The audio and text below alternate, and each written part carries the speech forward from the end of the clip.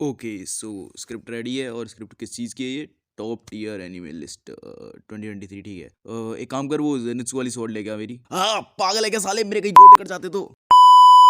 Okay so living that अगर हम लोग बात करें 2023 की तो फिर ये साल मेरे लिए हर साल की तरह ही रहा है मेरे लिए, मगर इस साल मैंने काफ़ी सारी चीज़ें सीखी हैं, कई सारी चीज़ें समझी हैं और इसी के साथ साथ कई सारी चीज़ें भूलने की कोशिश करी जो कि नहीं कर पाया। वेल लिविंग दैट अगर मैं बात करूं कि ये वीडियो किसके ऊपर है तो ये वीडियो है टॉप टियर एनिमे लिस्ट के ऊपर मेरी 2023 के। तो अब अगर मैं इसके ऊपर बात करूं तो मैंने इसको कुछ ऐसे कैटेगराइज करा है जैसे एफ टियर, फिर उसके बाद सी टियर, फिर बी, फिर ए और एस टियर। अब इसमें बीच बीच में मैं टियर को चेंज भी कर सकता हूँ या फिर कोई एडिशनल टियर बना सकता हूँ, तो फिर वो मेरे ऊपर है और इसके लिए तुम कुछ कर भी नहीं सकते क्योंकि मैं ऐड कर रहा हूँ एनिमेस को और मैं रीजन भी बताऊंगा कि मैंने ऐसे क्यों रखा है उन्हें। तो अब अगर बिना किसी बकचोदी के साथ में सीधे बात करूं कि मेरे लिए एफ टियर में सबसे पहला एनिमे कौन सा आता है तो एफ टियर में भी एफ टियर एनिमे जो है वो मेरे लिए है रेंट अ गर्लफ्रेंड। अब देखो इन लोगों ने पता नहीं क्या करी है भाई पूरी बकचोदी इस साल भर, मगर जो सीजन 3 ये लोग लाए हैं वो पहले के भी दोनों सीजन से हद से ज्यादा बकवास है और मैं पचा नहीं सकता हूँ भाई इस सीजन को। यार बाहर में जाए, मैं ज्यादा बात भी नहीं करना चाहता हूँ इस एनिमे के बारे में। आगे बात करता हूँ कि और कितने एनिमेज है इसमें और तुम्हें भी समझ में आ गया होगा कि क्यों आखिर मैंने एफ टियर में भी एफ टियर में रखा है इस एनिमे को। So for your kind information मैं इस वीडियो में जो एनिमेज इस साल आ रखे हैं उसके साथ साथ जो एनिमेज मैंने पहले भी देखे हैं उनको रिवाइंड अभी देख रखा है उनके बारे में भी बात करूंगा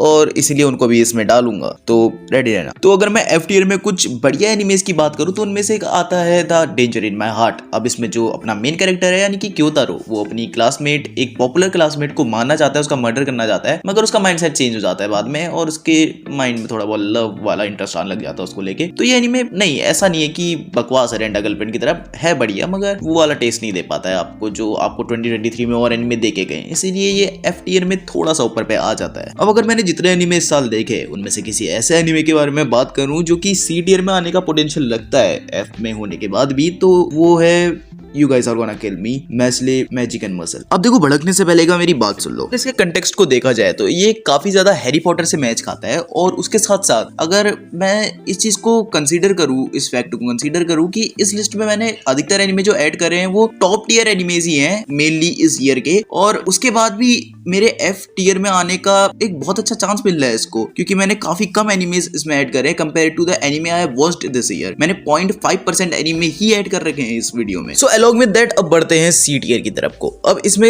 अधिकतर एनिमे जो है वो वार्मथ एनिमे है, यानी कि मैं इसको कंसीडर कर सकता हूँ कुछ ऐसे एनिमे जो कि फैमिली फ्रेंडली हैं, जिसको तुम फैमिली के साथ बैठ के आराम से देख सकते हो। उन्हीं में से एक आता है जो कि सी सेक्शन के लीस्ट ईयर में आता है, वो है एक मूवी जिसका की नाम है अ साइलेंट वॉइस। अब देखो मैंने अ साइलेंट वॉइस इससे पहले भी देखी है और इसी के कंसिडरिंग में इसके जो मैं कोरेस्पॉन्डिंग में किसी एक को रखना चाहूंगा तो वो है गार्डन ऑफ वर्ड्स। ये दोनों एनिमे मेरे दिल को छू गई इस साल और काफी ज्यादा कमाल की थी भाई ये दोनों की दोनों, और सी टियर में इसीलिए आ पाई है मेरे। अब क्योंकि जैसे कि मैंने बोला इसमें ज्यादातर एनिमे फैमिली फ्रेंडली होंगी, तो इसका मतलब ये नहीं है कि हर एनिमे फैमिली फ्रेंडली होगी। उनमें से एक आती है Baki Hanma son of ogre season 2। Now look at this guys, मैं भी एक बहुत बड़ा फैन हूँ बाकी की स्टोरी लाइन और उसके फाइट्स का, मगर इसका मतलब ये नहीं है कि मैं बाकी को एक इतने बड़े टॉप टियर में रख दूंगा, एक टॉप रैंक पे। इसके पीछे एक रीजन है कि मैंने इसको यहाँ रखा है क्योंकि ये मेरे एक्सपेक्टेशंस पे खड़ी नहीं उतर पाई। मैंने इसके एनिमेशन के बारे में कुछ नहीं कहा, मैंने इसकी स्टोरी लाइन के बारे में कुछ नहीं कहा, मगर एक चीज जो मेरे को काफी ज्यादा अभी भी अजीब सी लगती है कि ये लोग अपने सीजन को एक्सटेंड नहीं कर पाए। इन लोगों ने वहीं पे रोक दिया इसको जहां पे ये बस चाहते थे इसको रोकना, यानी कि यूजिरो और बाकी की फाइट। उसके बीच में भी कई सारे ऐसे इंसिडेंट्स हैं जिनको इन्हें नहीं दिखा रखा है और वो जो मांगा पढ़ते होंगे उन्हें पता होगा। And for your kind information मैं तुम्हें स्पॉइल नहीं करना चाहता हूँ इसलिए मैं इस पर बात नहीं करूंगा। वेल मैं आगे कभी बात करूंगा बाकी के ऊपर, तो बता देना कमेंट में अगर तुम लोग चाहते हो वीडियो तो। अब देखो दो एनिमेज के लिए मैं कंफ्यूज हूँ कि मैं उन्हें सी में रखूँ या फिर बी टियर में रखूँ, इसलिए मैं एक एडिशनल टियर बना रहा हूँ जो कि सी प्लस टियर। अब मैं उसमें ऐड कर रहा हूँ पैरासाइट और स्पाई एक्स फैमिली को। अब इन दोनों एनिमे के बारे में हर कोई जानता है। पैरासाइट मैंने रिवाइंड अभी फिर से देखी इस साल और चुम्मेश्वरी है भाई ये एनीमे, कसम से बहुत पसंद आई मेरे को, इसीलिए मैंने इसको इस टियर लिस्ट में रखा है। और कमाल है, मैं इसके बारे में ज्यादा कुछ कह नहीं सकता हूँ। एक बंदा जिसको की पैरासाइट की पावर मिल जाती है, स्पॉइलर हो जाएगा, जाके देख लेना यूट्यूब में भी तुम्हें मिल जाएगा ये फ्री में। और उसी के साथ साथ अगर स्पाई एक्स फैमिली की बात करें तो भाई क्या मजा आ गया भाई यार नए वाले सीजन में, तो यम्मी। तो अब अगर मैं आगे बढ़ूं बी टियर में, तो बी टियर लिस्ट में जो सबसे पहला एनीमे आता है वो है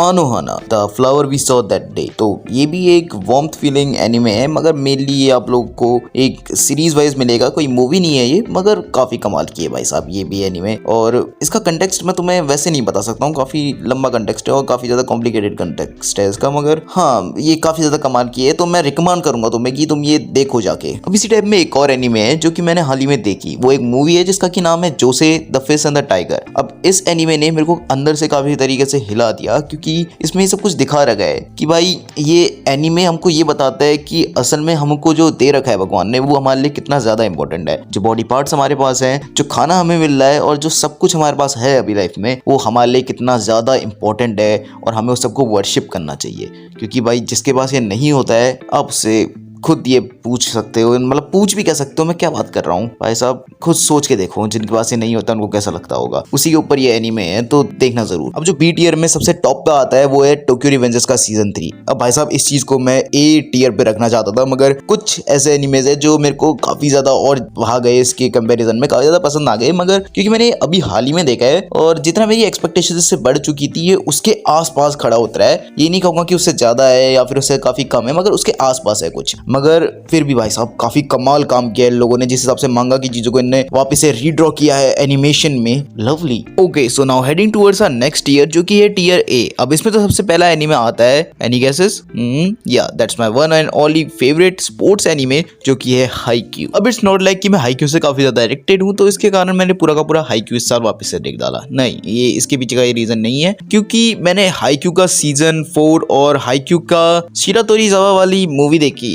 मैं एग्जैक्टली याद नहीं है मेरे को उस मूवी का नाम क्या है, बट मैंने वो देखा, तो इसीलिए मेरे को लगा कि I should rank Haikyu over here, क्योंकि मैंने आज तक अपनी किसी भी वीडियो में हाईक्यू के बारे में बात नहीं करी है। तो मैं एक पर्सनल वीडियो भी कभी ना कभी लाऊंगा हाईक्यू के ऊपर या फिर उसके कैरेक्टर्स के ऊपर, क्योंकि I am also volleyball player, तो इसीलिए थोड़ा अटैचमेंट हो जाता है। Well on the other hand हम लोगों के पास एक और वार्मथ फीलिंग एनीमे आ जाता है जो कि ऑब्वियसली ज्यादातर लोगों को डिप्रेसिंग लगता है, तो कई सारे लोग इसके क्रिएटर को ही गाली करते हैं। इसका नाम है 5 सेंटीमीटर पर सेकंड। अब देखो मेरे को पता है कि माकोतो शिनकाई के कई सारे क्रिएशंस इस वीडियो में आ चुके हैं, एग्जैक्टली अभी तक तो 2 या 3 ही आ रखे हैं, मगर फिर भी Makoto Shinkai he is literally a goat in writing, in making novels, manga या फिर जो भी चीजें बंदा बनाता है, it's on another level. Well ये एनीमे आप लोगों को पता है कि लॉन्ग डिस्टेंस रिलेशनशिप के बारे में, और कैसे कुछ लॉन्ग डिस्टेंस रिलेशनशिप कभी भी पूरे नहीं हो पाते हैं, तो हमको उसके साथ मूव ऑन करना पड़ता है। हाँ यही है इसका मेनली थीम, बट काफी ज्यादा हार्ट टचिंग मूवी है ये भी। ओके गाइस, तो अब यहाँ से things are going to be fired up, क्योंकि the next thing that we have on our list is Boruto.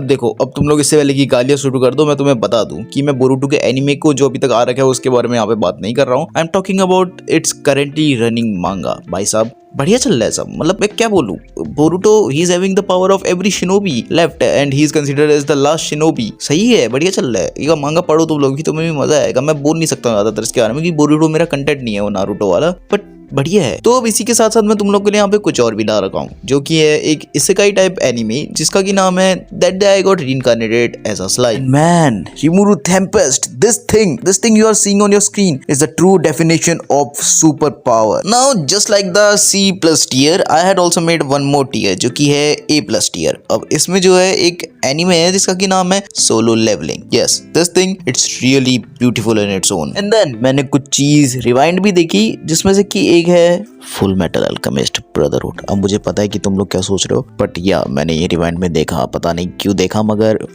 Very bad experience. तो इसका मतलब ये नहीं है कि मैं ये कहना चाह रहा हूँ फुल मेटल अल्केमिस्ट ब्रदरहुड बकवास है, बहुत अच्छा है, मगर मैंने इसको देखा वापस से और वो पुरानी वाली यादें और पुराना वाला एक्सपीरियंस वापस से आने लग गया, इसीलिए मैंने कहा बैड एक्सपीरियंस। ठीक है, and now finally here we have jujutsu kaisen. अब देखो प्लीज गालियां मत करना, मैंने इसको A+ टियर में रखा हुआ है, इतना याद रखो प्लीज, अपने में याद रखो, मैंने इसको A+ टियर में रखा हुआ है, क्योंकि इसके ऊपर जो चीजें वो और भी ज्यादा बवाल चीज है जो मैंने देखी है इस साल। पर फिर भी जिस हिसाब से गेगे आकुतामी ने इस चीज को प्रेजेंट किया है हमारे सामने, जिस हिसाब से उन्होंने डिलीवर किया है हमारे सामने, man is not pregnant but he still never fails to deliver bro. क्योंकि भाई साहब शिबुया इंसिडेंट क्या क्या बनाया है भाई, वो मजा आ गया देख के एक बार में। देखो नॉट ओनली दैट, अगर मैं बात करूं स्टोरी बिल्डिंग की, जिस हिसाब से लोगों ने फोर शेडोइंग कर रखी थी पहले सीजन में और अब उन चीजों को दिखाया है, it's really fascinating in its own. और एनिमेशन, एक सेकंड रुको, क्या मतलब ये वाला पार्ट जो मैंने भी यहाँ पे लगा रखा है ये एनिमेशन को खा जा रहा है। देखो I am still loyal with Toji, ठीक है क्या बोल रहा हो यार। अब देखो इस सब को छोड़ के मैंने कुछ और भी चीजें करी, जैसे कि मैंने पूरी की पूरी बर्जर्क पढ़ डाली इस साल, और मुझे पता है बहुत बड़ा क्राइम है अपने में ही, मगर फिर भी इट्स वर्थ इट।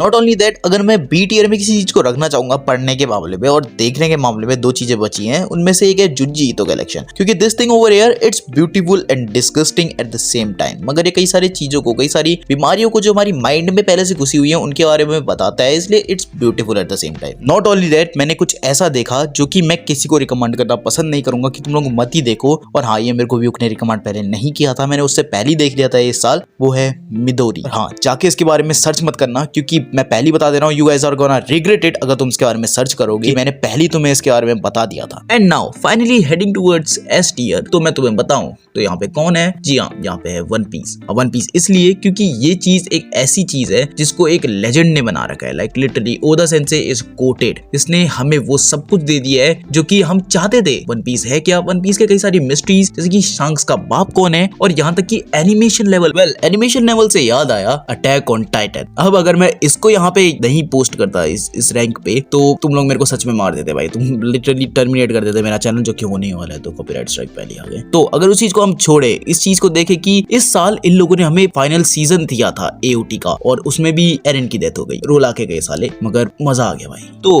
हल्का सा इमोशन फील हुआ अंदर? नहीं हुआ तो फिर अभी तुमको पत्थर दिल से नरम दिल बनाते हैं। जाओ जाके देखो grave of the fireflies. For your kind information, एक टिश्यू पेपर लेके बैठ जाना भाई साहब, क्योंकि तुम बहुत गंदा रोने वाले हो देखने के बाद। मैं भी रो गया था, क्योंकि एक कहानी है भाई और एक बहन की। Now see, I am not going to spoil you guys on this, मगर मैं तुमको बता दे रहा हूँ कि कंसिडरिंग द फैक्ट कि असल में जो राइटर है इसका, ये उसकी और उसकी बहन की ट्रू स्टोरी है भाई साहब। भले ही जो कई सारी चीजें अलग हैं उसकी ट्रू स्टोरी से, मगर लिटरली भाई अभी भी सोच के गूज़बम्प देता है कि ऐसा हुआ है किसी के साथ रियल लाइफ में। नाउ देखो, ये लिस्ट काफी ज्यादा मतलब खत्म ही हो गई एक हिसाब से, तो इसलिए मैं हर एक एनिमे को इसमें ऐड नहीं कर सकता था। जैसे कि डॉक्टर स्टोन या MHA बच गई है, और भी कई सारे ऐसी बच गई है, जैसे मॉन्स्टर मैंने वापस से देखी थी तो वो बच गया है। अब देखो, मैं ये वीडियो को लंबा नहीं करना चाह रहा हूँ, तो हम यहीं पे इसको रैप अप करते हैं and keep learning from fiction.